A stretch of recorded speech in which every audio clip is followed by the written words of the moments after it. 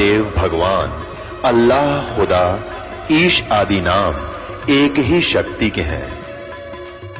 वो कैसा है, कहां है, कैसे मिलता है, किसने देखा है? ये प्रश्नवाचक चिन्ह पूर्ण रूप से हटाने के लिए अवश्य सुनिए जगत गुरु तत्वदर्शी संत रामपाल जी महाराज के अमृत वचन, सर्व पवित्र धर्मों के पवित्र शास्त्रों के आधार पर। दत्त साहिब दर्शकों, जरा सोचिए, जब कोई व्यक्ति पूरी श्रद्धा और समर्पण के साथ जीवन भर अपने धर्म में प्रचलित सभी प्रकार की भक्ति करे, व्रत रखे और मंदिरों में दर्शन के लिए जाए, अनेकों मंत्र जाप करे, लेकिन फिर भी उसे जीवन में शांति ना मिले, समस्याएं कम होने के बजाय और बढ़ती ही चली जाएं, तो उसका विश्वास डगमगाना स्वाभाविक होता है। दर्शकों, कुछ ऐसी ही कहानी थी दिल्ली की रहने वाली संगीता जी की। संगीता जी ने बचपन से ही पूजा पाठ, व्रत उपवास और परंपरागत भक्ति में अपने जीवन को लगा दिया, लेकिन इसके बावजूद भी ना तो इन्हें कभी शारीरिक सुख मिला और ना ही मानसिक शांति का अनुभव हुआ। हालत इतनी गंभीर हो गई थी कि डॉक्टरों ने भी जवाब दे दिया था, और यहाँ तक कि इनके पितरों की आत्माएं भी इनके सांसों का आखिरी समय बताकर चली गई थी। लेकिन दर्शकों, आज संगीता जी का कहना है कि जब से मैंने संत रामपाल जी महाराज की शरण ग्रहण की है और उनके द्वारा शास्त्रों के आधार पर बताई गई भक्ति को अपनाया है, तब से मेरा जीवन पूर्णतः बदल गया है। अब मुझे समझ आ गया है कि सच्ची भक्ति वही है जो हमारे पवित्र शास्त्रों के अनुसार हो, और ऐसी भक्ति वर्तमान में केवल संत रामपाल जी महाराज ही प्रदान कर रहे हैं। तो दर्शकों, अब सवाल यह उठता है कि आखिर संगीता जी के साथ ऐसा क्या हुआ जिसने इन्हें वर्षों की देवी देवताओं की भक्ति को छोड़कर संत रामपाल जी महाराज की शरण में आने के लिए मजबूर कर दिया। आइए सुनते हैं संगीता जी की कहानी उन्हीं की जुबानी। नमस्कार जी। सत साहेब। क्या नाम है बहन जी आपका? संगीता दासी। संगीता जी, आप कहाँ की रहने वाली हैं? नांगलोई सुल्तानपुरी। बहन जी, संत रामपाल जी महाराज से कब जुड़े आप? संत रामपाल जी महाराज से 2000 में जुड़े थे। बहन जी, संत रामपाल जी महाराज से जुड़ने के बाद क्या आपको कोई लाभ भी प्राप्त हुए? जी हाँ, संत रामपाल जी महाराज से जुड़ने के बाद मुझे लाभ प्राप्त हुए, काफ़ी सारे लाभ प्राप्त हुए हैं। उसमें सबसे बड़ा लाभ था कि मालिक मुझे सतलोक घुमा के लाए थे। दोपहर का समय था, मैं सो रही थी, कबीर परमात्मा खुद आए थे, बोले कि चल बेटा तुझे सतलोक घुमा के लाता हूँ। उसके बाद फिर मैंने बोला ठीक है मालिक, चलते हैं। मुझे एक रथ लेके आए कबीर परमात्मा, तो उसमें गई थी। फिर आगे जाके मकर तार की डोरी आई थी, 3 डोरियाँ थी, उसमें से एक मकर तार की डोरी थी। उसकी तरफ देखना नहीं था। अब कबीर परमात्मा से मैंने पूछा कि परमात्मा जी ये क्या है? तो परमात्मा ने बोला बेटा ये मकर तार की डोरी है, इसकी तरफ देखना नहीं है। तो मैंने इसकी तरफ नहीं देखा। उसके बाद फिर परमात्मा आगे लेके गए, तो आगे सतलोक था। सतलोक का गेट था जो बहुत ही बड़ा था, सोने का गेट था, और ऊपर बड़े बड़े अक्षरों में लिखा हुआ था सतलोक। उसके बाद परमात्मा मुझे अंदर लेके गए। वहाँ पे परमात्मा ने मुझे घुमाया, और वहाँ पे मेरे नाना नानी थे जो, उन्होंने भी संत रामपाल जी महाराज से नाम उपदेश ले रखा था, तो मैं उनसे भी वहाँ पे मिली। उनको सत्साहिब भी किया, वो अपना सिमरन कर रहे थे, सत्संग सुन रहे थे, और वहाँ पे काफ़ी चीज़ें देखी। बहुत ही अच्छा मतलब था, यहाँ से तो बिल्कुल अलग ही था वहाँ पे। उसके बाद फिर परमात्मा बोले चल बेटा नीचे चलते हैं। तो मैंने बोला परमात्मा मुझे ना भूख लग रही है। तो परमात्मा बोले क्या खाएगी बेटा? मैंने बोला परमात्मा मैं आम खाऊंगी। तो उसके बाद परमात्मा ने मुझे आम खिलाया, और परमात्मा ने बोला कि बेटा अब चल नीचे चलते हैं। उसके बाद फिर मैंने आम खाने के बाद बोला परमात्मा मैं नीचे नहीं जाऊंगी। परमात्मा बोले क्यों? मैं कहा परमात्मा मुझे यहीं रहना है, यहीं पे अच्छा लगता है, बस मुझे यहीं रहना है। तो परमात्मा बोले बेटा भक्ति करके तुझे नीचे जाना है, तभी तो तू सतलोक आ पाएगी, नहीं तो कैसे आएगी? मैंने कहा ठीक है परमात्मा। फिर परमात्मा ने बोला बेटा नीचे जाके ज्ञान प्रचार भी करना है, अपने सभी भाई बहनों को भी इस काल के लोक से निकलवाना है। मैंने कहा जी परमात्मा बिल्कुल। उसके बाद फिर परमात्मा मुझे नीचे छोड़ के गए। तो जब मैं उठी तो मैंने सबको बताया, और मेरे मुंह का स्वाद ऐसा था जैसे कि बहुत ही मीठा आम खाया हो मैंने। एक लाभ ये मिला था कि हमारे घर में ना भूत प्रेत की बहुत बाधाएं थी, आवाज़ें आती थी। मैं छोटी थी तो मम्मी के पेट पे सोती थी, तो जो भूत प्रेत थे वो है ना वो मुझे पेट पे से गिरा देते थे। तो ये सारी बातें जब मेरी मम्मी ने मेरे मामा जी को बताई, तो उन्होंने बोला कि बहन एक ही हैं जो इन सब से छुटकारा दिला सकते हैं। तो मेरे मामा जी ने बोला कि करौता में संत रामपाल जी महाराज हैं, उनसे उपदेश लेने के बाद तेरे सारे कष्ट दूर हो जाएंगे।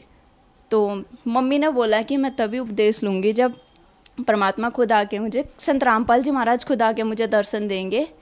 तो ये ऐसा ही हुआ, जिस दिन मम्मी ने ये बात बोली थी उसी दिन फिर संत रामपाल जी महाराज ने मम्मी को दर्शन दिया। उसके अगले ही दिन मम्मी संत रामपाल जी महाराज के पास पहुंच गई। उस दिन से आज का दिन है, हमारे घर में कोई परेशानी नहीं आई है। एक लाभ और हुआ था, किसी कारणवश मेरा नामखंड हो गया था, तो उसी बीच नामखंड होने के बीच ही हमने अनुपासना भी अपना ली थी, जिसकी वजह से और ज़्यादा दिक्कतें आने लगी थी। हमने काफ़ी पंडितों को दिखाया, काफ़ी जो मुसलमान वगैरह हैं उनको भी दिखाया, लेकिन कोई फ़र्क नहीं पड़ा। इवन मेरे अंदर जो मेरे दादा दादी आते थे वो भी बोल के चले गई थी कि लड़की होली तक रहेगी, उसके बाद नहीं रहेगी। जो अभी होली गई है उसी होली की बात है, ये बोला गया था सिर्फ होली तक रहेगी, उसके बाद लड़की नहीं रहेगी, बचा सको तो बचा लो। और साथ ही ये भी बोल के गई थी कि संत रामपाल जी महाराज जी पूर्ण परमात्मा है, उन्हीं से तुम्हारा मोक्ष होगा। उसके बाद फिर भी हम अनुपासना अपनाते रहे, लेकिन फिर जब हमारे भक्त भाइयों को पता चला तो उन्होंने गुरुजी को प्रार्थना लगाई, हमारा नाम शुद्ध कराया। जिस दिन नाम शुद्ध कराया प्रार्थना लगाने के बाद से, उस दिन से लेके आज तक का दिन है, मैं आपके सामने खड़ी हूँ बिल्कुल ठीक ठाक। नहीं तो मेरी हालत ऐसी थी कि मैं ना कुछ खा सकती थी ना पी सकती थी, पूरे दिन उल्टी होती रहती थी। लेकिन आज का दिन है, उस दिन से लेके आज का दिन है, मुझे कोई परेशानी नहीं है, मैं बिल्कुल ठीक हूँ, आपके सामने हूँ संत रामपाल जी महाराज की दया से। मैं जी, संत रामपाल जी महाराज से नाम दीक्षा लेने के बाद आपको बहुत सारे लाभ मिले। आपको देखने से लगता है कि आपकी उम्र बहुत कम है और इस उम्र में आप भक्ति कर रहे हो। आपकी उम्र के बच्चे कहते हैं कि अभी भक्ति नहीं करनी चाहिए, खेलने कूदने की उम्र है, हम भक्ति बुढ़ापे में करेंगे। उनको क्या कहना चाहती हैं आप? जी, मैं उनको यही कहना चाहूँगी, अगर इस उम्र में खेलेंगे कूदेंगे, अगर भक्ति नहीं करेंगे, भक्ति साधना नहीं करेंगे, तो आगे जाके आप देखते होंगे कि काफ़ी बड़े बूढ़े हैं जिनको काफ़ी सारी परेशानियाँ, किसी को कानों से नहीं सुनता, या फिर कोई वैसे बीमार है, या फिर जो बच्चे हैं उनके वो उनकी अच्छे से देखभाल नहीं करते। लेकिन वही अगर हम इस उम्र में रह के भक्ति करेंगे तो हमें आगे जाके बुढ़ापे में कोई परेशानी नहीं आएगी। आप देखते होंगे कि लोगों की अकाल मृत्यु हो जाती है, वो भी नहीं होगी, हमें पता भी नहीं चलेगा कि हमारी मृत्यु कैसे हो गई, वो आराम से हो जाएगी बिल्कुल। बहन जी, संत रामपाल जी महाराज से नाम दीक्षा कैसे ली जा सकती है? साधना चैनल पर सत्संग आता है, उसके नीचे येलो कलर की पट्टी आती है, उसमें नंबर दिए होते हैं, उस पर आप व्हाट्सअप करके पूछ सकते हैं कि, या फिर कॉल करके या मैसेज करके आप पूछ सकते हैं कि हमारे आसपास का कोऑर्डिनेटर कौन है, कहाँ से हमें नामदान मिल सकता है। और आपको नामदान दीक्षा बिल्कुल निःशुल्क मिलेगी, यहाँ कोई पैसा नहीं, कुछ नहीं। धन्यवाद बहन जी।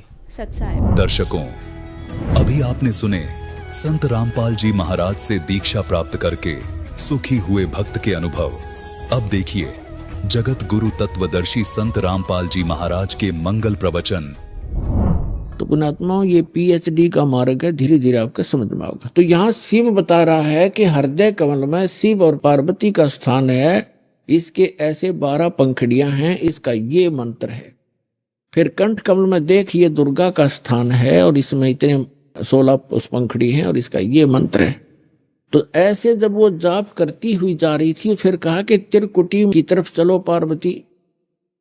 अब जो ही वो ऊपर को उठी, यहां से समाधिस्थ हो गई वो, क्योंकि पुण्यात्माएं जो होती हैं उनका शरीर एक बहुत कोमल होता है, उनमें इतने विकार नहीं होते जैसे हम कलयुग में आ गए। सतयुग में क्या था? सतयुग में प्रत्येक व्यक्ति कोई भी था, जनसाधारण भी और ब्राह्मण गुरु भी, उनकी समाधि तुरंत लग जाया करती थी, क्योंकि शरीर इतना पिछले पुण्य संस्कारों से इतना कोमल होता था, इतना स्वच्छ होता था, आसानी से समाधि लग जाती थी। तो ऐसी वो शरीर था पार्वती का, तो स्वयं उनका एकदम समाधि लग गई। वो अंदर सुरती उसकी कमलों में चली गई और उन कमलों में घुसकर वो नजारा देखने लगी। अब जैसे पुण्यात्माओं, आप सिनेमा देखने जाते थे पहले, अब तो नहीं देखेंगे हम, पहले सिनेमा देखने जाते थे 3 घंटे, 3 घंटे का न्यू पता नहीं चला था किस में गए, क्योंकि कभी कुछ देख रहे हैं, कभी कुछ देख रहे हैं, कभी कुछ देख रहे हैं। 1 सेकंड में वो ऐप आवा था, खत्म होगी भाई। और बस स्टैंड पे बस की इंतजार कर ले, 10 मिनट में 20 बार उठेगा, 10 बार बैठेगा, आई किसी आई। तो इस तरह हम जो समाधिस्थ ऋषि होते थे, इनकी काल रोल मारा करता, इन्हें मूर्ख बनाया करता। जैसे किसी भी एक कमल में ये प्रवेश कर गए, एक कमल जैसे टीवी चैनल में कोई चैनल ऑन कर लिया और उसमें जो भी नज़ारे हैं वो यहाँ से बिल्कुल हटकर हैं और वो ऐसे दृश्य हैं ये मन देखता देखता दंग रह जाता है, इसको पता नहीं चलता कितना समय बीत गया। तो इस प्रकार वो काफी समय तक ये नजारे देखा करते, मोक्ष नहीं हुआ इनका। तो जो दास आपको कंसेप्ट क्लियर करने जा रहा है, इस प्रकार पार्वती का कोई चैनल ऑन हो गया और उस चैनल में वह घुस गई, लागी सिनेमा देखने। अब जब सुरती चली जाती है दूर तो आभास शरीर को नहीं होता। जैसे हमने कई बार देखा कि बातें कर रहे होते हैं बस स्टैंड पर, और कुछ जो हमें नहीं जरूरत जिन व्हीकलों की, जैसे हम इंतजार कर रहे हैं बस की, अरे कोई ट्रक आ गया और उसके हमारे पास से गुजर गया हॉर्न देता हुआ, हमें पता भी नहीं वो हॉर्न कब देकर बजा के चला गया। हम इतने उन बातों में मगन हो गए, इतनी सुरती हमारी वहां से हट गई। तो ऐसे पार्वती की सुरती हट गई और शिव जी बता रहे थे कि ऊपर देखो मूल कमल में आपको ऐसे दिखाई देगा, हृदय कमल में ऐसे दिखेगा। तो पार्वती की समाधि लगी, किसी कमल में पहुंच गई, वह घुस गई उसमें, वह सैर सपट्टे कर रही। उधर से वो गंदा अंडा जो था तोते का वो स्वस्थ हो गया। भगवान की चर्चा सुन के और एक महापुरुष के मुख से वो जल्दी असर करती है। तो उसी समय वो स्वस्थ होकर अंडे से बाहर निकलकर बच्चा भी बन गया तोते का। और वो तोता फिर भगवान शिव बता रहे हैं कि ये मंत्र जाप करो, इसको ऐसे ऐसे जाप करो, किलियम किलियम जपो गौरा, सुन मंडल में पहुंचा बोरा। इस पर काफी लंबा प्रकरण है, फिर बताएंगे। और ऐसे हरियम हरियम जपो, तो सारा बता रहा था। पहले तो पार्वती कह रही थी हाँ ऐसा ऐसा है, हाँ जी हाँ जी। तो फिर तोता लग गया कहने हाँ जी।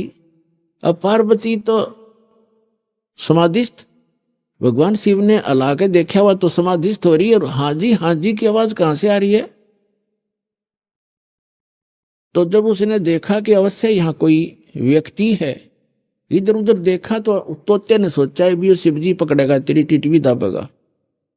अब वो उड़ लिया, तोता वहां से उड़ लिया फर्र दही करके। अब शिव जी ने देखा कि इसने मेरा मंत्र प्राप्त कर लिया, और तोता बड़ा बदमाश होता है, यो किताब बोल लेगा इसने। और ये ऐसे बताने से किसी व्यक्ति के हाथ लग गया। जैसे ये राक्षस क्यों बन गए, जो साधना करते थे मर्यादा तोड़ गए, सब विकार करने लगे, और उस भक्ति से उसमें सिद्धियां उतनी ही आ गई जो देवताओं में थी, लेकिन उनके कर्म बिगड़ गए, तो वो बराबर की शक्ति युक्त हो गए और दुखदाई एलिमेंट बन गए। इसलिए इन मंत्रों को अभी तक हम गुप्त रखते हैं कि एक आम जो बगैर किसी अधिकारी के इसको दिया नहीं जा सकता, यह हानि कर सकता है, फिर आम समाज के लिए भी दुखदाई बन जाता। तो ये कारण था कि जनसाधारण कहते हैं भाई ये मंत्रों को तुम्हारे गुरुजी गुप्त क्यों रखते हैं। अब उनको क्या पता, जगत को भगत की मर्यादाओं का ज्ञान नहीं होता, तो श्रेयाम सार्वजनिक क्यों नहीं करते, वो सबको क्यों नहीं बताते। कोई बात है, अब आपके पास 20 लाख रुपये हैं तो बांट देना सबको, खड़ा होगा गली में बांट दे, 10-10 रुपये, 100-100, 500, 1000-1000। जब तेनों कहेगा कौन से बेटे ने दूं, जो सा ठीक ठाक रखे, खराब ना कर दे। तो ये एक अनमोल धन है, से नहीं बांटा जाता। तो भगवान शिव पीछे पीछे और तोता आगे आगे, दोनों में सिद्धि। उस मंत्र से वो भी मंत्रित होकर के सिद्धि युक्त हो गया और वो भाग लिया। आगे तोते का शरीर छोड़कर वेद व्यास की पत्नी ने जमाई ली, उसके माध्यम से वो सूक्ष्म रूप से गर्भ में पहुंच गया। और जब उनका मिलन हुआ पति पत्नी का, तो उस समय उसने उसमें बॉडी धारण कर ली वेद व्यास और उसकी पत्नी से, और गर्भ में रहा। तो भगवान शिव आए पीछे पीछे और कहा कि व्यास की पत्नी तेरे पेट में मेरे ज्ञान का चोर है, मैं इसे मारूंगा। तो उसने कहा कि क्यों मारोगे, क्या गुस्ताखी कर दी, ये दी कोई जीव, मुझे तो मालूम नहीं, आप तो अंतर्यामी हैं भगवान, आपने को पता होगा। क्या बात होगी कि इसने मेरा अमर मंत्र चुरा लिया, सुन लिया, और ये अमर हो गया, और कहीं ये किसी और को बताओगा, इसलिए मैं इसने खत्म करूंगा, मारूंगा। तो व्यास की पत्नी कहने लगी, बोले नाथ, एक तरफ तो आप कहते हो ये अमर हो गया, अमर हो गया तो आप मारोगे कैसे इसको। तो शिव जी वहां से आ गया, भाई बात तो ठीक है, गर्भ में ऐसे साधक को हानि नहीं पहुंचा सकता। जो पूर्व जन्म के कुछ संस्कारी होते हैं वो गर्भपात से मरण नहीं होता उनका। और फिर व्यास जी और उसकी पत्नी भी साधक थे, तो साधक को कोई भी देव जो हानि नहीं पहुंचा सकता। तो भगवान शिव वापस आ गया।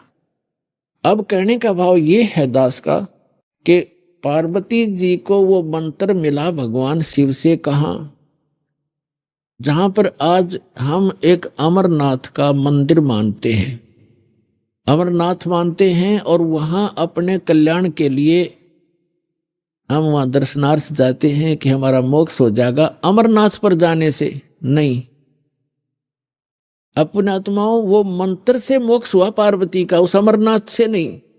अमरनाथ एक स्थान है जहां पार्वती जी को वो अनमोल मंत्र प्राप्त हुआ था। अब इस दास के पास वो कंप्लीट स्पिरिचुअल नॉलेज है, वो अमर मंत्र है। ये अमर मंत्र जो भगवान शिव ने पार्वती जी को दिया, ये तो इतना अमर है, जब तक शिव रहेगा पार्वती की मृत्यु पुनः नहीं होगी। और एक दिन पार्वती भी मरेगी, शिव भी मरेंगे, ये अविनाशी नहीं है।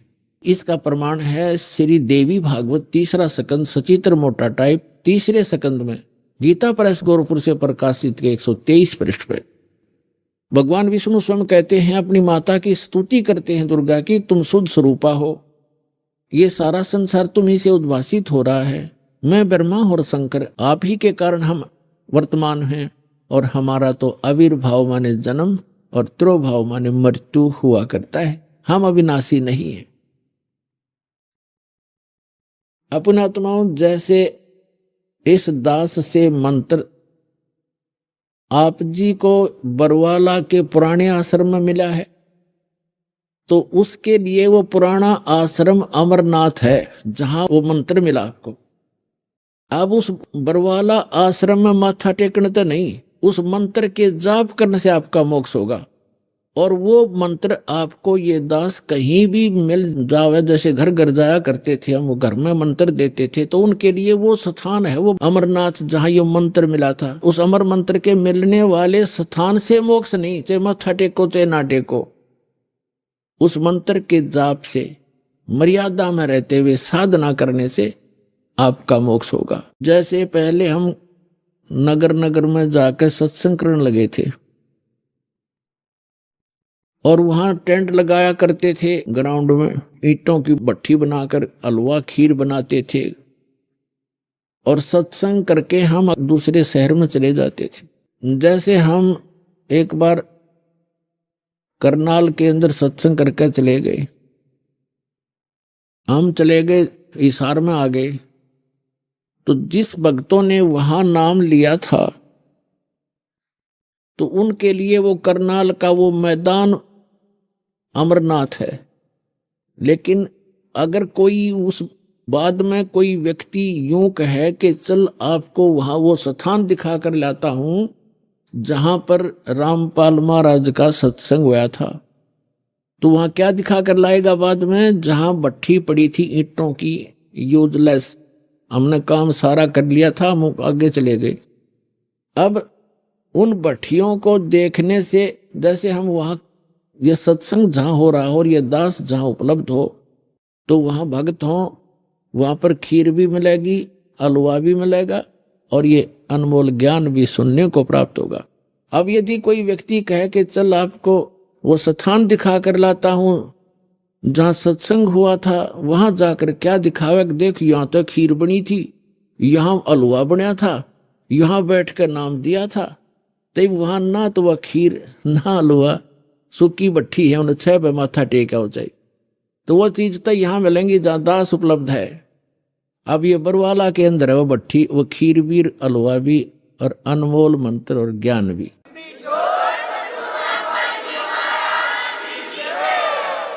इस प्रकार जितने भी हमारे ये तीर्थ हैं, ये पवित्र यादगारें तो हैं कि यहां ऐसी घटनाएं घटी थी, ये केवल यादगार हैं, लेकिन वहां जाने से जीव को पाप के अतिरिक्त कुछ नहीं मिलेगा। एक समय जैसे परमात्मा की लीला में लिखा हुआ है कि वो सतलोक से चलकर आते हैं, वो 3 प्रकार की स्थिति से हमारा धारण पोषण करते हैं। 3 प्रकार के शरीर से, एक शरीर से तो सतलोक में स्थायी रहते हैं, उनके एक रोमकूप में करोड़ सूर्य करोड़ चंद्रमा मिला दे इतनी रोशनी होती है। और दूसरा वो करते हैं लीला, जैसे प्रत्येक युग में एक शिशु रूप धारण करके एक लीला करते हैं, उनको निसंतान दंपति उठा ले जाते हैं, धीरे धीरे बड़े होते हैं और जो वो क्रियाएं कर रहे होते हैं माता पिता वही क्रिया करते हुए एक जन साधारण जैसा जीवन जीकर वो परम पिता दिखाते हैं, ऐसी लीला किया करते हैं। और दूसरी प्रकार की स्थिति में वो कभी भी कहीं पर भी आकर के साधु रूप में प्रकट हो जाते हैं, अच्छी आत्माओं को मिलते हैं, उनको ज्ञान देते हैं, उनको अपने से परिचित कराते हैं, जो भटक रही होती है उनकी प्यारी आत्मा। ऐसे ही एक धर्मदास नाम के महापुरुष वैश्य थे, बनिए थे और वैष्णु साधु से दीक्षित थे, विष्णु जी के पुजारी थे, विष्णु जी को इष्ट मानते थे, साथ में शंकर भगवान की भी पूजा करते थे। जैसे भी हमारे धर्म गुरुओं ने हमारे को जो ज्ञान दे रखा है हम वैसे ही वो लगा हुआ था। और रूपदास नाम के एक वैष्णव संत से दीक्षित थे। अब उस रूपदास जी ने जैसा भी उस प्यारी आत्मा को गाइड किया वो उसी तरह समर्पित था। उसने बता रखा था रूपदास जी ने कि 68 तीर्थ करने चाहिए, 4 धामों को भी अवश्य वहां जाना चाहिए, एकादशी का व्रत करो, हरे राम हरे कृष्ण और भोलेनाथ शंकर भगवान का इसका जाप करो, ओम नमः शिवाय आदि। तो ये मंत्र जाप करता था और तीर्थ भ्रमण के लिए वो चले वहां से। जब भगवान उनको मिले उस समय लगभग 85 वर्ष की उम्र थी धर्मदास जी की। तीर्थ यात्रा पर गए हुए थे मथुरा के तालाब में, जैसा कि हमारे धर्म गुरुओं ने बता रखा था कि यहाँ श्री कृष्ण गौ चराया करते थे, इस सरोवर में नहाया करते थे, गौओं को पानी पिलाया करते थे। तो उस श्रद्धा से सभी वहां उस तीर्थ पर जाते हैं और फिर गिरिराज के चक्कर लगाते हैं। अपने आत्माओं, ये भोली आत्मा ये तो कहती हैं कि रामपाल तो हमारे देवी देवताओं को, धार्मिक तीर्थों को जो है अच्छे नहीं बताता। अब विचार करो, जिस गिरिराज यानी गोवर्धन पर्वत की आप महिमा गाते सुनाते हो उसकी लीला क्या है। जैसे धर्मदास जी को परमात्मा मिले, फिर उनसे पूछा कि आप, ये लंबी वार्ता है, समय थोड़ा है, लेकिन आज जो दास बताना चाहता है कि तीर्थों पर और इन ऐसे यादगार स्थानों पर जाने से जीव का मोक्ष नहीं और केवल पाप ही होते हैं, पुण्य नहीं। क्योंकि पुण्य तो इसलिए नहीं कि श्रीमद् भगवद गीता में वर्णन नहीं उसका, और जो शास्त्र में वर्णित साधना नहीं है वो अध्याय नंबर 16 के गीता के मंत्र 23 में स्पष्ट ही कर दिया है कि शास्त्र विधि को त्याग कर जो मनमाना आचरण करते हैं उनको कोई लाभ नहीं होता, ना सुख होता, ना गति होती और ना ही उनको कोई सिद्धि प्राप्त होती, यूजलेस। तो धर्मदास जी को परमात्मा एक जिंदा महात्मा के रूप में मिले। पहले तो उनकी वो गीता का पाठ कर रहे थे भगवान, पहले तो तालाब में नहाए, फिर विष्णु जी की एक मूर्ति शालिग्राम था उसको नहाया धोया, नए कपड़े पहनाए, पुराने कपड़े धोकर सुखा दिए भगवान के, फिर धूप दीप दे करके उसको जो ऐसे धूप धाप दे कर लग गया गीता का पाठ करने। परमात्मा निकट सी बैठ के 20-30 फुट की दूर, 50 फुट की दूरी पे और ध्यान से सुन रहे हैं, जैसे बहुत अच्छा लग रहा है। धर्मदास जी ने भी उस दिन एक अध्याय करा करता पाठ था, उस दिन 4-5 मोटे मोटे से 4-5 अध्याय सुना दिए। ये जान करके ये सामने बैठा एक मुसलमान हमारे धार्मिक ग्रंथ ज्ञान से कितना प्रभावित है। जब सारा कुछ सुना लिया, जो भगवान निकट आकर बैठ गए और कहा, हे महात्मा जी, मैं भटकी हुई आत्मा हूं, देखो पुण्यात्माओं, हमारे पिता ने हमारे तक पहुंचने के लिए कितना कैसे छिद्र करने पड़ते हैं, क्योंकि काल ने हमारी इतनी बुद्धि खराब कर दी इस गलत ज्ञान से, और यह झूठे सुख में इतने रंग दिए, ब्रह्मा विष्णु महेश को इष्ट मानकर इनकी पूजा में दृढ़ कर दिए। तो अपने आप को एक दास कहते हैं, अज्ञानी कहते हैं, और उस जीवात्मा को विद्वान कहते हैं, महापुरुष कहते हैं और महाराज कहते हैं, क्योंकि वो वैष्णव परंपरा से दीक्षित हो गया था और चौथे आश्रम में चल रहा था, सन्यास ले चुका था लगभग, यानी सन्यास का मतलब भगवान की भक्ति में ही ज्यादा रहता था। तो उसको कहते हैं भगवान के, हे महाराज जी मुझे कुछ ज्ञान सुना, आपका बहुत अच्छा ज्ञान लग रहा था मुझे, लेकिन मैं समझ नहीं पा रहा था। तो फिर लगा धर्मदास जी ने बताया कि 68 तीर्थ करने चाहिए, रामकृष्ण का जाप करना चाहिए, ओम नमः शिवाय का जाप, यानी भगवान शिव की भक्ति करनी चाहिए। तो भगवान ने कहा कि मुझे आप अपना दीक्षा दे दो, मुझे मैं कुछ भक्ति कर लूं। तो धर्मदास जी ने कहा कि मैं दीक्षा देने का अधिकारी नहीं हूं और ऐसे कोई दीक्षा देने से कोई लाभ नहीं होता। मैं आपको अपने गुरुजी रूपदास जी से मिला दूंगा, आप उनसे दीक्षा ले लेना। और बगैर किसी आज्ञा से, अधिकारी से, ना दीक्षा लेने वाले को लाभ, देने वाले को पाप गणा, मैं नहीं कर सकता ऐसी गलती। तो तब तक परमात्मा ने कहा कि मेरी कुछ शंकाओं का समाधान कर दो ताकि मैं आपके गुरुजी के पास जाकर दीक्षित हो सकूं। तब क्या बताने लगा धर्मदास के, हम कोई जीव हिंसा नहीं करते, हम तो वैष्णव साधु हैं, हम मांस वास नहीं खाते।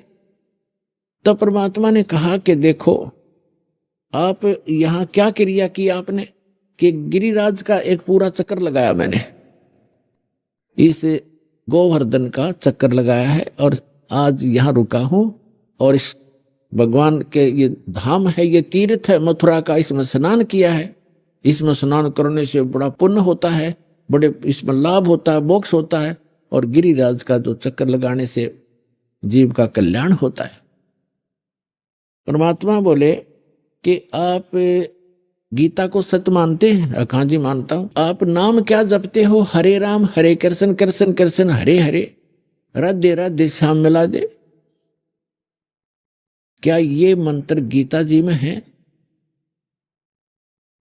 कि नहीं? जो गुरु मंत्र दे दे उसी से लाभ होगा। गीता अध्याय नंबर 16 के श्लोक नंबर 23 में लिखा है कि शास्त्र विधि को त्याग कर, आप ही पढ़ रहे थे अभी, भगवान ने कहा जो मनमाना आचरण करते, अपनी मनमुखी जो मंत्र जाप करते हैं वो यूजलेस है, ना उनको सुख होता है, ना कोई गति होती है, ना उनको कोई सिद्धि प्राप्त होती। आप तो गीता को पढ़ते हो, करते हो इसके विपरीत हो, आप विधान तोड़ रहे हो। और गीता का ज्ञान किसने बोला? महात्मा परमात्मा ने कहा कि श्री कृष्ण जी ने बोला। अच्छा, श्री कृष्ण कौन है? कि विष्णु जी। विष्णु जी की मृत्यु होती है कि नहीं? हो तो अजरो अमर है, वो परमात्मा सर्वशक्तिमान। अच्छा, गीता जी का ज्ञान दिया श्री विष्णु कहो चाहे श्री कृष्ण कहो, आपके शब्दों में। हाँ जी, हाँ जी। तो गीता अध्याय नंबर 4 के श्लोक नंबर 5 और 9 में आप ही पढ़ रहे थे। ये खुद कहता गीता ज्ञानदाता कि मेरे और तेरे अर्जुन बहुत जन्म हो चुके, तू नहीं जानता, मैं जानता हूं। दूसरे अध्याय के 12वें श्लोक में आपने पढ़ा, यानी परमात्मा ने ये संकेत में बताया कि अभी आप पढ़ रहे थे, वो खुद कह रहा है कि मेरी जन्म मृत्यु होती है। ये 10 श्लोक बता रहा है आपको। और 10वें अध्याय के दूसरे श्लोक में कहा कि मेरी उत्पत्ति को ना ये देवता जानते। स्तब्ध हो गया एकदम, जैसे सुन हो जाकर। और आप कहते ये अजरो अमर है। और ये खुद कहता 18वें अध्याय के 62वें श्लोक में कि यदि तूने पूर्ण मोक्ष चाहिए तो उस परमेश्वर की शरण में जा, उसकी कृपा से तो परम शांति को, सनातन परम धाम को प्राप्त होगा। वो परमात्मा कौन है उसके बारे में बताओ मुझे, तब मैं दीक्षा लूं तुम्हारे से। तो नाराज हो गया कौन? धर्मदास। के तो आप तो हमारे देवी देवताओं को हे बताते हो, आप तो मुसलमान हो इसलिए। परमात्मा बोले मैं नहीं बताता, आप ये बताइए मुझे कि ये गिरिराज की आपने परिक्रमा की, ये कथा सुना दे मुझे। धर्मदास जी ने सुनाया ने, एक बार ना यहां देवी देवताओं की पूजा हुआ करती थी और भगवान कृष्ण ने यह कहा कि इन देवी देवताओं की पूजा बंद करो, इंद्र की पूजा भी बंद कर दो, केवल एक परमात्मा की भक्ति करो। जिससे एक शुद्ध होकर के इंद्र ने इतनी जबरदस्त वर्षा कर दी, 96 करोड़ मेघमाला एकदम वर्षा दी, मूसलधार वर्षा होगी। तो भगवान कृष्ण ने इस गिरिराज को उठा लिया था हाथ पे और सारे ब्रज की रक्षा कर ली, सारा इंद्र बरस लिया, सारा वर्षा हो ली, कई खूब मुसलधार, लेकिन एक बूंद भी नीचे नहीं आने दी। इस गोवर्धन के ऊपर ही सोख दी भगवान ने। परमात्मा बोले थारी बुद्धि ले गए चोर। अब तेरे कृष्ण जी कहने लग रहे देवी देवताओं की पूजा मत करो। देवताओं के मुखिया इंद्र की भी पूजा छुड़वाई उन्होंने, और तब इन देवताओं के चपट रहे। और फिर नो कह मैं देवताओं की थारी बेइज्जती करता हूं। और जिस जोड़ में तू ना आया इस महीने ने तो छोड़कर वो चले गए। श्री कृष्ण द्वारका में रहा करते थे, वहां जाओ ना, वहां गड्ढो तुम। अब वो द्वारका भी ना रही, वो समुद्र में डबो दी। इसलिए डबो दी थी कि यहां धक्के खाना होंगे ये बोली आत्माएं, मोक्ष होगा भक्ति से। अपने आत्माओं ये ज्ञान है, अभी तक हमने अज्ञान भर रखा था अपने अंदर। ये काफी लंबी कथा, लेकिन शॉर्ट में जो उदास बताना चाहता वो इतना ही है। फिर परमात्मा ने कहा कि आप कहते हो कि मैं कोई जीव हिंसा नहीं करते। आप कहां से चल कर आए हो? कि बांधवगढ़ से आया हूं। कहां? मथुरा में। कितनी दूरी है, कितना डिस्टेंस है मथुरा और बांधवगढ़ का? धर्मदास जी ने कहा 250-300 मील होगा। कोस, पहले कोस चलती थी, यानी 850 किलोमीटर डिफरेंस है मथुरा और बांधवगढ़ का।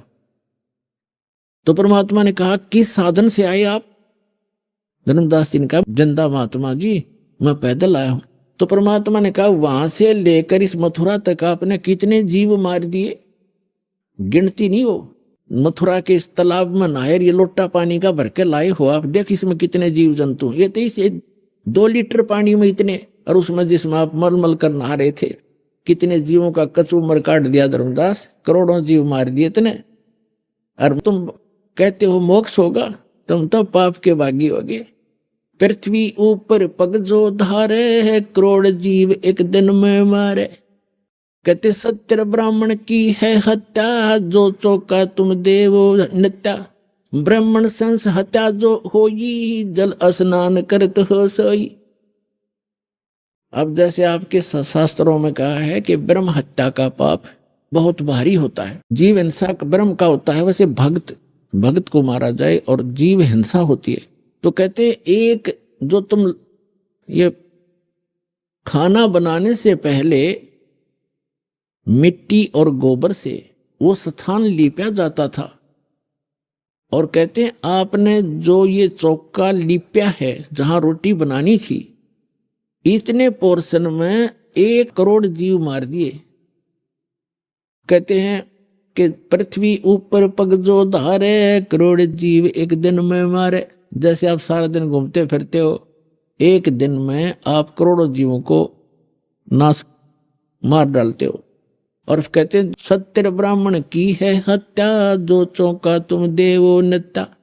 जो नित्य तुम लिपा पोती करते हो इसमें सत्य ब्राह्मण जैसी जीव हिंसा हो जाती है। और ब्राह्मण सेंस हत्या जो होई, जल स्नान करत हो सोई।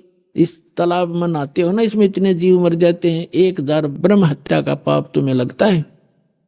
हरी भांति पृथ्वी के रंगा, अंत कोट जीव उड़े पतंगा। खान पान में दमन प्राणी, कैसे पाओ मोक्ष निशानी। तुम खाते हो पीते हो इसमें भी जीव मरते हैं, आटा गूंदते हो इसमें भी मरते हो, पोछा लगाते हो इसमें भी मरते हैं, और तुम कहता है हम जीव हिंसा नहीं करते। अपना आत्माओं कहने का भाव ये है दास का कि उस तीर्थ पर जाने और आने में आपने जो पाप जीव मारे वो तो आपके बैड अकाउंट में, और पुण्य एक भी को नहीं, क्योंकि वो सदग्रंथों के विपरीत साधना है। शास्त्र विधि को त्याग कर वो मनमाना आचरण है। तो यहां आपके मन में ये शंका आवेगी। आज का जो सत्संग है ये कंसेप्ट चल रहा है कि तीर्थ क्या है, ये अमरधाम वैष्णो देवी आदि कैसे बने, ये क्लियर हो गया। ये दूसरा ये था कि भगवान के दर्शन से नहीं मंत्र से मोक्ष होगा।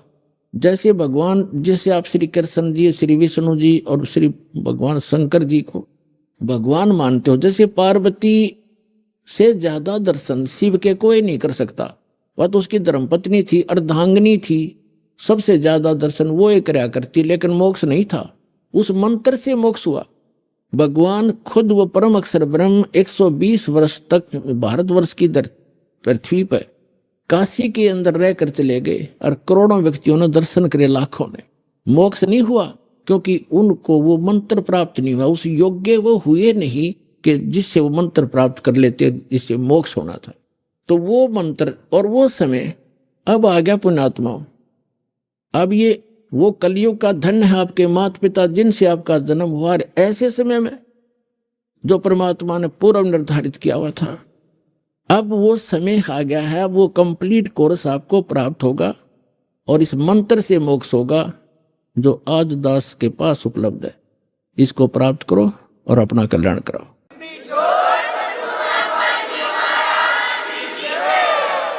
तो आप जी को यहां क्यों बुलाया जाता है? आप तो बालक हो, खिलौने से खेलने की आदत बन गई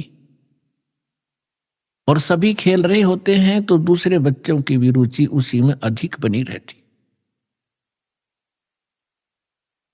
फिर कहते हैं कि तेरे संग की कितनी जाली, तू क्यों लारी वार, और गुड़िया खेलत तने जन्म गंवा दिए, लाया नहीं विचार। गुड़िया खेलत यानी खिलौने से खेलते हुए इतना सारा जीवन नष्ट कर दिया। ये भी सोच के तूने अपने घर ससुराल भी जाना है और तेरे साथ की और भी बहुत जा चुकी हैं, तूने भी जाना ही होगा, इसलिए वहां जाने से पहले अपनी तैयारी कर।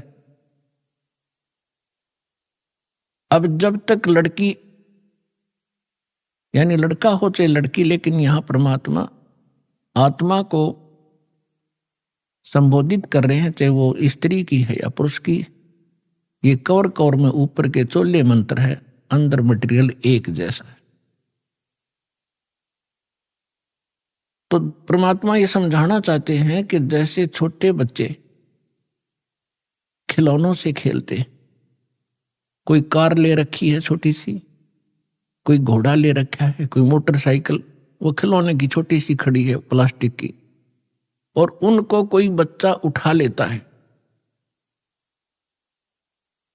तो वो रोता है, पैर पीटता है, बुरा हाल कर लेता है। जब उससे पूछा जाता है कि क्यों रो रहे हो, कि मेरी मोटरसाइकिल उठा ली। वो मोटरसाइकिल हो इतना खिलौना, उसको ओरिजिनल मान चुका, वो उसकी बुद्धि इतनी ही काम करती है। ऐसी बच्ची लड़कियां गुड्डा गुड्डी का खेल खेला करती हैं। एक कपड़े का गुड्डा बना लेते थे दुल्हा, एक उसकी दुल्हन, और छोटे छोटे कपड़ों के टुकड़ों से उनके सूट के सेट बना दिया करती थी, सैकड़ों की संख्या में। और फिर उस इतने से कपड़े को जो उसने मोड़ तोड़ कर एक सूट का रूप बनाकर रखा हुआ था, अपनी गठड़ी बांध रखी थी, बक्से में रखी छोटे से, उसमें से उसके एक कपड़े ने कोई उठा ले, टुकड़े ने गिनती करती थी। पहले दास ने देखे छोटे छोटे, जब शिक्षा का इतना था नहीं, बच्चे इसी खेल से खेला करती बेटी बहने, तो वो रोया करती थी। फिर उससे पूछते थे क्यों रो रही है, कि मेरी तिल, मेरा एक सूट गायब हो गया, मेरा ने किसी ने उठा लिया। इतना चीथड़ा जाओ, कतरन थी एक। अब दुल्हा दुल्हन का खेल खेला करती थी, ये दुल्हा या दुल्हन। अब जब वो लड़की बड़ी होती है तब उसको पता चलता है वास्तविक दुल्हा और दुल्हन का। जब वो बड़ी हो जाती है फिर वो खेल नहीं खेल सकती जो पहले खेला करती, छोटे छोटे गुड्डा और गुड्डी के खेल को कभी उसकी रुचि ही नहीं बन सकती। तो इसी प्रकार आप जी जो आज तक खेल खेल रहे थे, संतानों उत्पत्ति, संपत्ति को संग्रह करना, बच्चों का विवाह करना, पढ़ाना, शिक्षा ग्रहण कराना, फिर इनका विवाह कर देना, फिर इनके संतान की कामना करना, संतान हो जावे, फिर हम वृद्ध हो गए, मृत्यु के निकट आ गया, हम बेशक मर जावा, नो प्रॉब्लम। हमने ये सोच रखा था कि सुना सुनाया जैसे हम सुनते थे कि हमारा मनुष्य जीवन का काम पूरा होया। मनुष्य जीवन का तो शुरू भी ना करे आपने, ये तो एक जनसाधारण का काम करे। जो और जो आपको मिलना था, कई हमने देखे पहले जब ज्ञान नहीं था, बुढ़े बुजुर्ग बैठ कर बतलाया करते थे और कहा करते थे भाई जैसे कोई बाहर का आ जाता था अतिथि, उससे कुशल मंगल पूछा करते थे, फिर संतान पूछा करते थे। वो बताता था कि 2 लड़के 2 लड़की। परमात्मा की दया से 2 लड़के हुए, 2 लड़की हुई, उनका विवाह कर दिया। उनका भी देवता देवती होगी, पोते पोती होगी। मेरा काम पूरा होया, भगवान बेशक ठाले। बस इतना सा हमारा ये बुद्धि सीमित हो गई थी। एक हमने लास्ट एंड फाइनल काम मान रखा था। तो अब परमात्मा के ज्ञान से पता चला कि जो करना चाहिए था मनुष्य जीवन से वो तो शुरू भी ना करे आपने।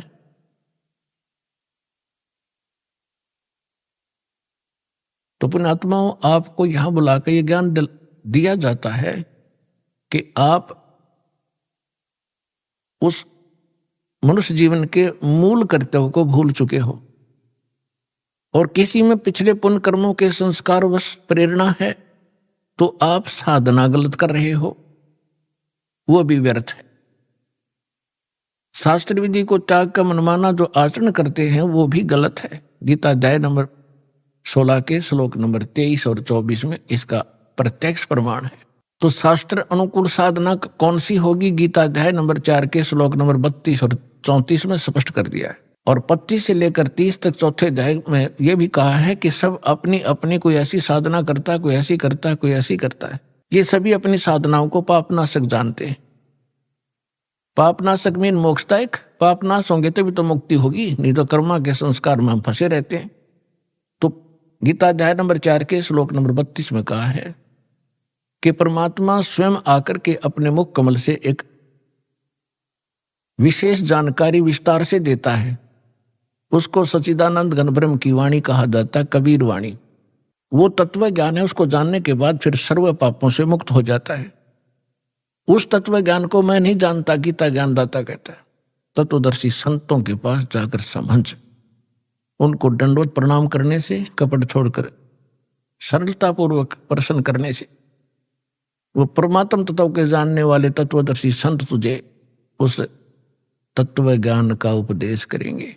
15वें अध्याय के प्रथम मंत्र में गीता जी में उसका पहचान बताई है कि जो उल्टे लटके हुए संसार रूपी वृक्ष के सभी छंद बता देगा, सभी विभाग बता देगा, वो तत्वदर्शी संत है, स वेदविद। तो इसे सिद्ध है कि जो जब तक वो तत्वदर्शी संत जिन ऋषि महर्षि या साधकों को नहीं मिला, उन्होंने जो साधना की वो शास्त्र विधि त्याग कर मनमाना आचरण किया, और जिस कारण से उनको न तो परमात्मा प्राप्ति हुई और ना उनका कोई स्थायी स्थान प्राप्त हुआ। वो शाश्वत स्थान उनको नहीं मिल पाया। यहाँ का अंतिम लोक, अंतिम मोक्ष स्थल ब्रह्मलोक है, और ब्रह्मलोक में गए हुए प्राणी भी जन्म मृत्यु में रहते हैं।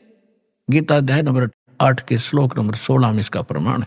तो पुण्यात्माओं, ये वो एक नई यूनिवर्सिटी और जिसमें प्रथम कक्षा से लेकर अंतिम पढ़ाई यहीं पढ़ाई जाएगी,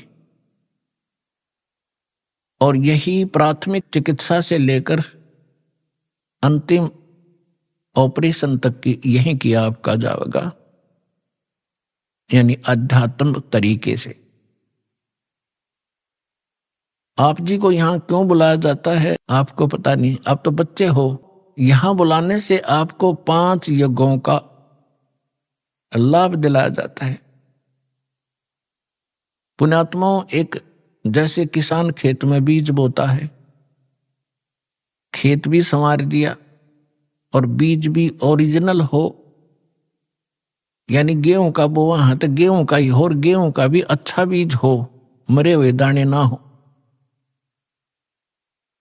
बीज बीजने के बाद फिर उसमें और भी बहुत ऐसा प्रोसीजर है जो अनिवार्य है। समय आने पर उसकी सिंचाई, उसमें फिर खाद डालना, उसके अंदर से घास निकालना और उसकी सुरक्षा रखना, तो तब जाकर के वो फसल परिपक्व होती है, तब जाकर के वो 2 दाने घर पर प्राप्त करता है किसान। पहले खर्च करता है अपने घर से खूब आंखें मीच के। जिस किसान के पास खुद अपने घर पर पैसा नहीं है, बीज भी नहीं है, उधार पैसे लेता है, बीज लाता है, कि खेत में बीजता है, खाद भी अपना लोन लेकर डाल रहा है। उसको मालूम है कि आज मैं जो खर्च कर रहा हूं, उधार भी लेकर कर रहा हूं, एक दिन उवारे न्यारे कर देगा यह फसल अगर परिपक्व होगी तो। ठीक इसी प्रकार आप जी को वो स्थान मिला है जहां दान करना चाहिए। आप जी को वो मंत्र मिला है जिसका जाप करना चाहिए। इस प्रकार आपको तत्वदर्शी संत मिला है। अब परमात्मा कहते हैं समझा है तो सिर धर पाओ और बहुर नहीं रे ऐसा दाव। यदि तेरे समझ में आ गया मनुष्य जीवन फिर मिलेगा नहीं। यदि मनुष्य जीवन मिल गया तो तत्वदर्शी संत नहीं मिलेगा, और तत्वदर्शी संत नहीं मिला तो ये मनुष्य का जीवन और पशु का जीवन में कति अंतर नहीं। और आपको पता लग गया है कि सचमुच अब ये दाव लगे आपका, तो यहां कहते हैं समझा है तो सिर धर पाओ, सिर पर पांव रखना, इतना स्पीड से दौड़ना जैसे कोई पीछे घोर संकट आ रहा हो, उससे बचने के लिए भागा जाता है। समझा है तो सिर धर पाओ कि कमर कस ले। अब अगरम मगरम छोड़ दे, बकवाद नहीं चलेगी इस मार्ग में। समझा है तो सिर धर पाओ, बहुर नहीं रे ऐसा दाव। ये आपका दाव लगा है मनुष्य जीवन, और ये प्राइम टाइम बिचली पीढ़ी का समय। अब कसर ना छोड़ना इसमें।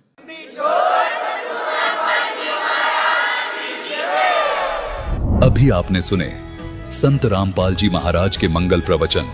आइए अब सुनते हैं संत रामपाल जी महाराज से नाम दीक्षा लेकर सतभक्ति करके अद्भुत लाभ प्राप्त करने वाले अनुयायी के विचार। सत साहेब दर्शकों, जीवन में अनेक लोग सही मार्गदर्शन के अभाव में भक्ति तो करते हैं, परंतु उसका कोई लाभ नहीं मिल पाता। अमरोहा के बलवीर सिंह जी भी इसी संघर्ष से गुजर रहे थे। इन्होंने वर्षों तक हिंदू देवी देवताओं की पूजा की, हनुमान जी की विशेष आराधना की और आर्य समाज से दीक्षा भी ली थी। फिर 18 साल तक राधा स्वामी पंथ का अनुसरण किया, लेकिन इन सभी प्रयासों के बावजूद इनके जीवन में कष्ट और अशांति बनी रही। फिर इनके जीवन में एक नया अध्याय तब शुरू हुआ जब इन्हें संत रामपाल जी महाराज द्वारा प्रमाणित ज्ञान गंगा पुस्तक मिली। इसे पढ़ने के बाद बलवीर जी ने संत रामपाल जी महाराज से नाम दीक्षा ली और इनके जीवन में चमत्कारिक बदलाव आने लगे। वर्षों से बलवीर जी और इनकी पत्नी भूत प्रेत बाधाओं से पीड़ित थे, लेकिन नाम दीक्षा लेते ही इनकी ये सभी बाधाएं समाप्त हो गईं। इसके अलावा बलवीर जी की किडनी की बीमारी भी ठीक हो गई। दर्शकों, अब आइए सुनते हैं बलवीर सिंह जी के जीवन की यह प्रेरणादायक कहानी, उनकी अपनी जुबानी। सर नमस्कार। सर नमस्कार। सर क्या नाम है आपका? बलवीर सिंह। बलवीर जी कहाँ से आए हैं आप? कैलसा बॉर्डर, जिला अमहा, उत्तर प्रदेश। संत रामपाल जी महाराज की शरण में आने से पहले आप क्या भक्ति साधनाएं करते थे? पहले मैं जो देवी देवताओं की, गुरु नानक देव जी की, आर्य समाज में रहा मैं 3 साल, और हनुमान जी की 3 साल भक्ति की। फिर 5-7 साल जो है मैंने विष्णु जी की भक्ति की है, और 18 साल में राधा स्वामी पंथ से जुड़ा है। राधा स्वामी पंथ में आपने किस संत से नाम दीक्षा ले रखी थी? मैंने गोविंद सिंह। राधा स्वामी पंथ में रह करके आपने 18 साल तक भक्ति की है। क्या बताना चाहेंगे आप राधा स्वामी पंथ की भक्ति के बारे में? राधा स्वामी में कुछ नहीं है, वो केवल वो जो नाम देते हैं वो काल के नाम है। और हमें संत रामपाल जी की शरण में आने के बाद हमें पता लगा है कि जो वो नाम देते थे वो तो नाम ही अटपटे हैं। सतनाम यहाँ कुछ और है जो नाम है, और वो सतनाम सैत है, नाम यही कह के बुलवाते थे। जो उनके गुरु शिवदयाल जी रहे उनके आधार पर ही वो तो उनसे ही चली आ रही भक्ति। सर देखा जाए तो आपने 18 साल अपनी जिंदगी के बर्बाद कर दिए। सर क्या कहना चाहेंगे इस बारे में? बस पहले हमें कोई जानकारी नहीं मिल पाई। जब हमें जानकारी मिली उसके बावजूद भी हमने 3 साल बिगाड़ दिए। संत रामपाल जी महाराज के बारे में कैसे पता चला? भूतों का बहुत साया था हमारे यहाँ का। हमारे घर पे पूरे किसी ने तांत्रिक क्रियाएं करवा दी थी, क्योंकि मैं भगवान की चाहत में रहता था, मंदिर में बहुत जाता था। किसी ने कहा कि जाटों का मंदिर में जाने का कोई औचित्य नहीं, उसने तांत्रिक क्रिया करवा दी। उसी चक्कर में मैं 65 जगह तांत्रिकों पर गया, लेकिन सफल नहीं हुआ। मेरे साथ वर्तमान में हमारे एक रोहतास साथी हैं हमारे, वो इस समय इनसे जुड़ चुके थे संत रामपाल जी महाराज से। उन्होंने मेरे से कहा, लेकिन मैंने उस वक्त संत रामपाल जी महाराज को बहुत कुछ अपशब्द कहे कि ऐसे संत तो बहुत हैं, कहीं कुछ नहीं हो रहा, मैं इतनी जगह गया हूँ। लेकिन जब 3 साल तक मैंने कुछ नहीं ध्यान दिया, 3 साल बाद मैंने देखा कि वो एक पुस्तक रखी थी मेरा ज्ञान गंगा, मुझे नहीं पता कौन दे गया था, मेरे पीछे कोई दे गया था दुकान पे। मैंने ज्ञान गंगा को पढ़ा, उसमें जो लोगों के अपने अनुभव थे, पहले मैंने ढाका, राम कुमार ढाका जी हैं, उनका टेलीफोन नंबर मिलाया, उनसे पूछा कि आपके यहाँ ये स्थिति थी। एक CMO रहे हैं, वो उनको पूछा मैंने, तो जब उन्होंने बताया कि हाँ सही जगह है, आप आओ, तब मैं संत रामपाल जी की शरण में आया। आपने संत रामपाल जी महाराज से नाम दीक्षा कब ली? मैंने 25 अगस्त सन 2013 को ली। सर, संत रामपाल जी महाराज जी दावा करते हैं कि यदि आप मर्यादा में रह करके शास्त्र अनुसार भक्ति करते हैं तो बड़ी से बड़ी बीमारी आपकी ठीक हो जाएगी। 18 साल तक आपने राधा स्वामी पंथ में भक्ति की है। आपको पहले भूत प्रेत की समस्या थी, तो संत रामपाल जी महाराज जी से नाम दीक्षा लेने के बाद आपको क्या क्या लाभ मिले हैं? हाँ जी, पहले ही जुड़ने के बाद ठीक 2 महीने के अंदर हमारे घर जो भूत प्रेत की समस्या थी, मुझ पर मेरी पत्नी पर, वो दोनों पूर्ण रूप से हट गई, बिल्कुल हम दोनों स्वस्थ हो गए। और लेकिन घर में हमारा बेटा भी है, बेटी थी, बेटी की शादी हो चुकी थी, तो बेटे ने नाम नहीं लिया, लिहाजा उस पर चीज़ें रहने लगी। लेकिन हमारे पास कभी कोई चीज़ नहीं आई और मैं और मेरी पत्नी दोनों पूर्ण रूप से स्वस्थ रहने लगे। तो हमें पूर्ण विश्वास भी हो गया कि संत रामपाल जी महाराज जी के अगर ज्ञान को हम और आगे बढ़ाएंगे और आगे पढ़ेंगे तो हो सकता है धीरे धीरे हमारा बेटा भी इस मत में आ जाए। लेकिन दुर्भाग्य है कि हमारा बेटा इस बात को मानने को तैयार नहीं होता, और उसी के चक्कर में जो हमारे भूत प्रेत की बाधा समाप्त हुई, हमने उसकी बाधा दूर कराने के चक्कर में वो एक तांत्रिक को ले आया। उस तांत्रिक के चक्कर में हम भी बैठ के हमने अपना नामखंड करवा लिया। नामखंड होते ही हमें हार्ट की समस्या, किडनी की समस्या, और स्थिति ये आ गई किडनी में कि राम मनोहर लोहिया अस्पताल दिल्ली में मना कर दिया, किडनी हॉस्पिटल मेरठ में मना कर दिया। एक बलप्रदा आश्रम के नाम से एक संस्था है आयुर्वेद की, वहाँ गए, उन्होंने भी कहा कि 20 दिन हम देखेंगे तब बताएंगे। 20 दिन देखने के बाद उन्होंने कहा कि कुछ हो सकता है। तो लेकिन उसी दौरान जब लोग मुझसे मिलना आते थे, देखना आते थे कि ये तो ख़त्म होने वाला है, मैं चूँकि राजनीति में बहुत ज़्यादा पाप किए हैं मैं राजनीति में ज़्यादा गहरे तक गया हुआ था, तो मेरे राजनीतिक जो भाई बंधु मंत्री MLA जो थे वो सब आते थे और सब ये कहते थे कि भाई ये तो जाने वाले हैं। तब मैंने जो है एक दिन फिर अपने संत रामपाल जी महाराज जी की जहाँ मैं पूजा करता हूँ, तो मैंने वहाँ जाकर अपने गुरु जी से प्रार्थना की और कहा कि परमात्मा आप ही परमात्मा हो, आप ही पूर्ण भगवान हो, आप ही पूर्ण संत हो, आप जो है मेरी रक्षा करो, मैं कहीं से बचने की स्थिति में नहीं, और मैं आइंदा भविष्य में कभी आपका मर्यादा खंड नहीं करूँगा। और मुझे फिर संत रामपाल जी महाराज जी का वो सत्संग भी याद आ गया जिसमें वो कह रहे थे, एक बार मैं सुनना था कि भाई कोई किसी का ना पिता ना पूतम।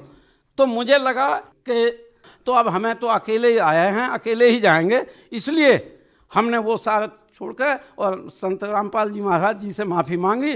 तभी से आज तक मैं पूर्ण रूप से स्वस्थ हूँ, मुझे कोई दिक्कत नहीं, मैं हर तरह से जो है अपना भक्ति पर लगा हुआ हूँ। सर, आपने मर्यादा का जिक्र किया, तो सर हम आपसे ये जानना चाहेंगे कि भक्ति मार्ग में मर्यादा का होना क्यों जरूरी है? जब भक्ति शुरू ही कर दी तो फिर हर समस्या का समाधान हो जाना चाहिए। संत रामपाल जी महाराज जी द्वारा जो मर्यादाएं स्थापित की गई हैं, उन मर्यादाओं का साक्षात रूप से मैं आपके सामने उदाहरण हूँ। मैंने जरा सी मर्यादा तोड़ी तो मर्यादा टूटने से मुझे कितनी विपत्तियाँ आई। इसलिए मर्यादा तो बहुत महत्वपूर्ण चीज़ है। मर्यादा तो आप पुरुषोत्तम राम जी की पत्नी सीता जी ने जब वो वनवास काट रहे थे तो उस समय रावण ने उनका अपहरण करने के उद्देश्य से एक हिरण का रूप बनाकर भाग लिया, जिसको सीता जी ने कहा था कि आप इसे मुझे जिंदा लेकर आइए। जब रामचंद्र जी उसके पीछे भाग लिए तभी उसने रावण ने नई चाल चल के और वो जो है उसे हाय हाय की आवाज़ सुनाई दी। तब सीता जी ने लक्ष्मण से कहा कि आप जाइए, आपके भाई पर विपत्ति है। परंतु उन्होंने लक्ष्मण जी को जब ज़्यादा ताने दिए, वो गए तो एक लक्ष्मण रेखा खींच कर गए थे और वो कह के गए थे कि भाभी कोई भी माता कहते थे वो कि माता जी आप इस लक्ष्मण रेखा से बाहर कदम ना रखें, कितनी भी विपत्ति कोई भी चीज़ आपके संकट निकट नहीं आ सकती। तो लेकिन सीता जी ने उस मर्यादा का उल्लंघन किया तो वो कितना बड़ा उल्लंघन महंगा पड़ा कि कितना बड़ा युद्ध हुआ, करोड़ों जीवों की हत्या हो गई और तब जाके जो है सीता जी को वापस लाया गया। इसलिए मर्यादा तो बहुत ज़रूरी है कि मर्यादा के बगैर तो कोई भी भक्ति हो ही नहीं सकती। जिस तरह से मेरे साथ जो बीती, मैंने मर्यादा का उल्लंघन पुत्र मोह में किया कि घर की सारी व्यवस्था ठीक हो जाएगी, उसका मुझे ये खामियाजा भुगतना पड़ा कि मेरी दोनों किडनी खराब हुई, मेरा हार्ट खराब हुआ, मुझे प्रोस्टेट की समस्याएं हुई। और यदि हम मर्यादा ना तोड़ते तो आज ये बीमारी हमारे साथ नहीं आ सकती थी, क्योंकि मर्यादा में रहते हुए कठिन से कठिन भी, चाहे कैंसर हो या कुछ भी हो, वो चीज़ भी रह नहीं सकती अगर मर्यादा में व्यक्ति रहेगा तब। सर देखिए, जो भी व्यक्ति संत रामपाल जी महाराज जी से जुड़ता है तो उसका जीवन बदल जाता है, बहुत सारी खुशहाली उसके जीवन में आ जाती है। आपने संत रामपाल जी महाराज जी से जब नाम दीक्षा ली तो आपकी भूत प्रेत की जो बाधा थी वो ठीक हो गई, आपकी जो किडनी की समस्या थी वो ठीक हो गई। इसके अलावा संत रामपाल जी महाराज से जुड़ने के बाद आपको क्या लाभ मिले? हाँ जी, सबसे पहला लाभ तो ये है कि मुझे भगवान की चाह थी और वो भगवान साक्षात मुझे मिले। दूसरी, मेरी आर्थिक स्थिति उस वक्त तक ये थी कि यदि मैं अपना अमरा को भी जाता था, मेरी जेब में 10 रुपये भी नहीं होते थे और मैं पैदल ही वहाँ से वापस आता था, सवारी पे भी नहीं बैठता था। लेकिन आज मेरी खेती है, खेती से भी मुझे जहाँ 50,000 की आमदनी पूरे साल में होती थी, वहाँ 2013 में नाम लेते ही परमात्मा ने 2 लाख और 2.5 लाख रुपये देने चालू कर दिए। ज़मीन उतनी है, फसल में वही उगाता हूँ, लेकिन मुझे नहीं पता कहाँ से। और जो भी चीज़ मैं चाहता हूँ, जिस क्षण चाहता हूँ परमात्मा मेरी ये मदद करना गुरु महाराज, तो मेरी वो मदद होती है 100%। सर, संत रामपाल जी महाराज जी से नाम दीक्षा लेने के बाद आपका पूरा जीवन ही बदल गया है, आपको बहुत सारे लाभ मिले हैं, भूत प्रेत जैसी जो समस्याएं थी वो आपकी ठीक हो गई हैं। सर, आप उन लोगों को क्या कहना चाहेंगे जो भूत प्रेत जैसी समस्याओं से पीड़ित हैं, जो और भी अन्य बीमारियों से पीड़ित हैं, आप उन लोगों को क्या संदेश देना चाहेंगे? देखिए, मैं तो भक्त समाज से ये कहना चाहता हूँ, इस समय हमें शिक्षा पूर्ण रूप से मिली हुई है, हम शिक्षा ग्रहण करें। शिक्षा ग्रहण करके अगर कोई दूसरी जगह भी जुड़े हुए हैं लोग, पहले उनका ज्ञान भी पढ़ें और हमारे संत रामपाल जी महाराज जी का ज्ञान पढ़ें। दोनों में भिन्नता साफ अंतर आ जाएगी, क्योंकि हमारे वेदों, शास्त्रों, पुराणों में सब कुछ स्पष्ट लिखा है, केवल हमारे धर्म गुरुओं ने कभी हमें जो है वहाँ तक पहुँचने नहीं दिया। तो हम पढ़े लिखे समाज हैं, हम ये चाहते हैं कि आप पढ़कर इधर आइए, संत रामपाल जी महाराज जी से जुड़िए। और जो भी भूत प्रेत की बाधा तो ये ऐसी है कि नाम लेते ही आपकी तुरंत भाग जाएगी। सर, संत रामपाल जी महाराज जी से नाम दीक्षा कैसे ले सकते हैं? देखिए, संत रामपाल जी महाराज जी से नाम लेने के लिए संत रामपाल जी महाराज जी के नाम से एक ऐप चल रहा है। सोशल मीडिया में बहुत चीज़ें हैं, यूट्यूब पर आप देख सकते हैं, उनके सत्संग आते हैं। आप उन सत्संगों में जो आते हैं उनको देखिए, सुनिए, उनके नीचे नंबर लिखे हुए आते हैं, उन नंबर पर फ़ोन करिए। आपके निकटतम स्थान का जहां नामदान आपको मिल सकता है वहां से आपको सूचना मिल जाएगी। आप उस सूचना के आधार पर निकटवर्ती नामदान स्थान से नाम ले सकते हैं और अपना कल्याण करा सकते हैं। जी, बहुत बहुत धन्यवाद। धन्यवाद।